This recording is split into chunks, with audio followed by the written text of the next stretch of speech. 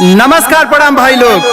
हम भोजपुरी गायक हरिओम भारद्वाज व साथ में गुंजा वर्मा जी प्रधानी का चुनाव लड़ रहे हमारे बड़े भैया रामा राजभर जी ग्राम सभा धनेशपुर से। आप लोग अपना बहुमूल्य कीमती वोट दे करके भारी से भारी मतों से हमारे रामा भैया को विजयी बनावे और अपने गांव का विकास करें।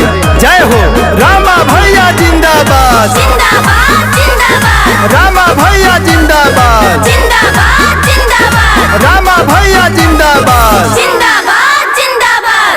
दुखिया गरीबन के दिल में रहेले, गाँव गली भइल बाटे शोर हो, गाँव गली भइल बाटे शोर हो।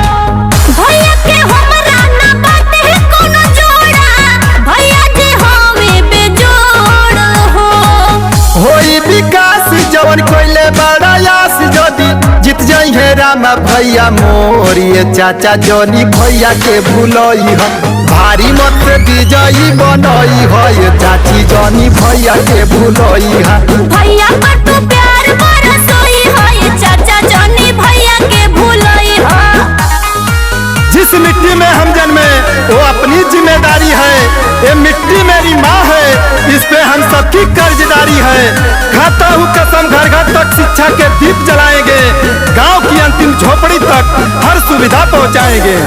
रामा भैया जिंदाबाद, जिंदाबाद जिंदाबाद, रामा भैया जिंदाबाद, जिंदाबाद जिंदाबाद, रामा भैया जिंदाबाद, जिंदाबाद जिंदाबाद। रामा भैया के जीतोई हो, दिल में अपना बसोई हो, हरदम रहे तोहरा साथे, इनके विजयी बनाई हो।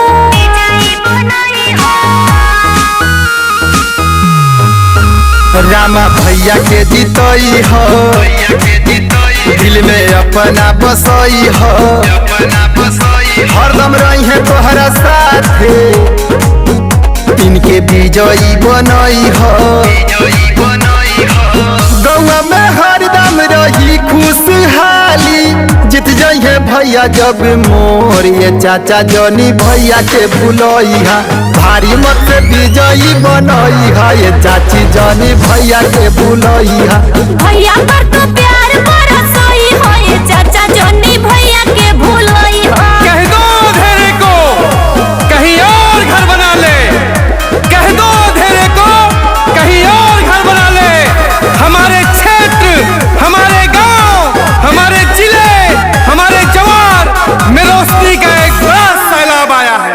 सुन चाची दादी माई, साथे भैया सियाही, घर घर सुविधा मिली हो, देता भैया के जीताई।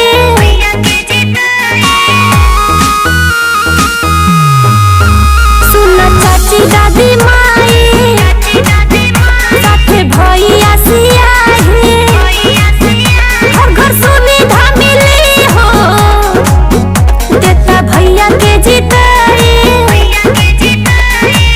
होई अंधेरा दूर गाँव गली घर में होई जाई सगरो या जोर। ये चाचा जनी भैया के भूलई हा भारी मत से विजयी बनई हा। ये चाची जनी भैया के भूलई हा रामा पर तो प्यार बरसोई हो, ये चाचा जानी भैया के भूलई हो। रामा भैया जिंदाबाद, जिंदाबाद जिंदाबाद, रामा भैया जिंदाबाद, जिंदाबाद जिंदाबाद, रामा भैया जिंदाबाद, जिंदाबाद जिंदाबाद, रामा भैया जिंदाबाद, जिंदाबाद जिंदाबाद। गाँव धनेशपुर मकनवा, दी है सब पे धियानवा, जवन बाटे दिल में तोहरा, पूरा करी है अरमानवा।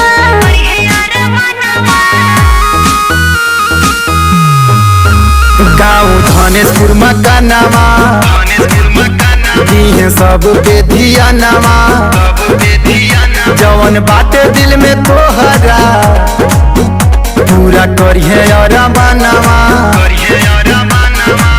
हरिओम गुंजा के बात भैया माना, विनती करी ले हथी जोड़ ये चाचा जनी भैया के भूलई हा भारी मत से विजयी बनई हा ये चाची जनी भैया के भूलई हा रामा